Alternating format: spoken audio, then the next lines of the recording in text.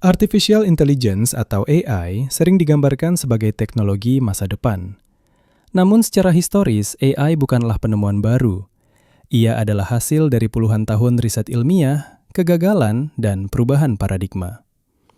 Untuk memahami AI hari ini, kita harus memahami bagaimana AI berkembang secara historis dan teknis. Sejarah AI secara formal dimulai pada tahun 1950 ketika matematikawan Inggris Alan Turing menerbitkan makalah berjudul Computing Machinery and Intelligence. Alih-alih mendefinisikan intelligence secara filosofis, Turing mengusulkan pendekatan operasional yang kini dikenal sebagai The Turing Test. Tes ini tidak mengukur kesadaran, melainkan kemampuan mesin untuk meniru perilaku linguistik manusia hingga tidak dapat dibedakan dalam percakapan. Makalah ini menjadi fondasi konseptual AI modern dan hingga hari ini masih menjadi referensi utama dalam diskusi AI. Istilah Artificial Intelligence pertama kali diperkenalkan secara resmi pada Dartmouth Summer Research Project on Artificial Intelligence tahun 1956. Konferensi ini dipimpin oleh John McCarthy, Marvin Minsky, Claude Shannon, Nathaniel Rochester. Proposal riset mereka menyatakan bahwa every aspect of learning or intelligence can be precisely described so that a machine can be made to simulate it.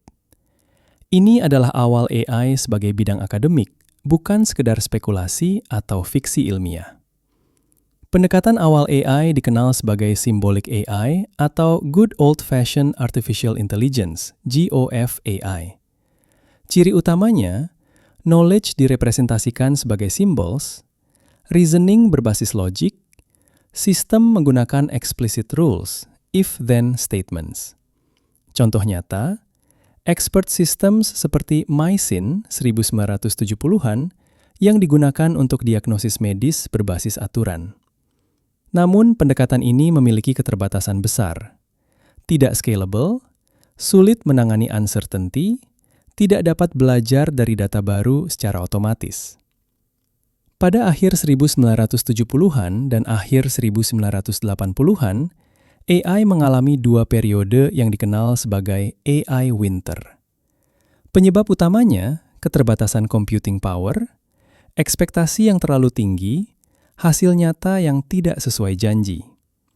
Pendanaan riset AI menurun drastis dan banyak institusi menghentikan proyek AI mereka. Namun, riset inti tetap berlanjut di kalangan akademik. Perubahan besar terjadi ketika peneliti beralih dari rules ke data. Pendekatan baru ini disebut machine learning, ML. Alih-alih memprogram logika secara eksplisit, model ML dilatih menggunakan data, mempelajari patterns secara statistik, mengoptimalkan parameters melalui error minimization. 3 pendekatan utama ML, supervised learning, unsupervised learning, reinforcement learning. Ini menandai pergeseran AI dari knowledge-driven ke data-driven systems. Salah satu model paling berpengaruh dalam ML adalah Artificial Neural Networks, ANNS. Model ini terinspirasi dari neuron biologis dengan konsep, layers, weighted connections, activation functions. Namun selama beberapa dekade, neural networks sulit berkembang karena keterbatasan data, keterbatasan hardware. Sekitar tahun 2010, kombinasi antara big data, GPU acceleration, improved optimization methods memicu apa yang disebut deep learning revolution. Deep learning menggunakan neural networks dengan banyak hidden layers, deep architectures.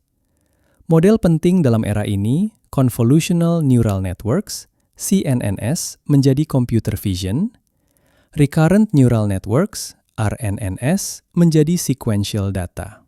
Pada tahun 2017, paper berjudul Attention is All You Need memperkenalkan arsitektur transformer. Transformer menggantikan recurrence dengan self-attention mechanism yang memungkinkan parallel training, scalability, context-aware representations. Arsitektur ini menjadi dasar Large Language Models, LLMS, Modern Generative AI Systems. LLMS bekerja dengan cara mempelajari probability distribution of tokens, memprediksi token berikutnya berdasarkan konteks. Penting dicatat, LLMs do not possess understanding or consciousness. Mereka menghasilkan bahasa berdasarkan statistical correlations. AI yang digunakan saat ini termasuk Narrow AI, unggul dalam tugas spesifik, tidak memiliki general reasoning, tidak mampu transfer knowledge lintas domain seperti manusia. Artificial General Intelligence, AGI, masih bersifat teoritis dan belum tercapai. Tidak ada bukti ilmiah bahwa sistem AI saat ini memiliki consciousness, intention, atau self-awareness. Pada tahun 2024, Geoffrey Hinton dan John Hopfield menerima Nobel Prize in Physics atas kontribusi fundamental mereka dalam teori neural networks. Penghargaan ini menegaskan bahwa AI bukan hanya produk teknologi, tetapi hasil kontribusi ilmiah tingkat fundamental. Artificial intelligence bukan entitas hidup, bukan pikiran digital, dan bukan replika kesadaran manusia. AI adalah mathematical models, statistical inference systems, computational tools, yang mencerminkan upaya manusia memahami kecerdasan melalui formalization dan data. Dan sejarah AI menunjukkan satu hal penting.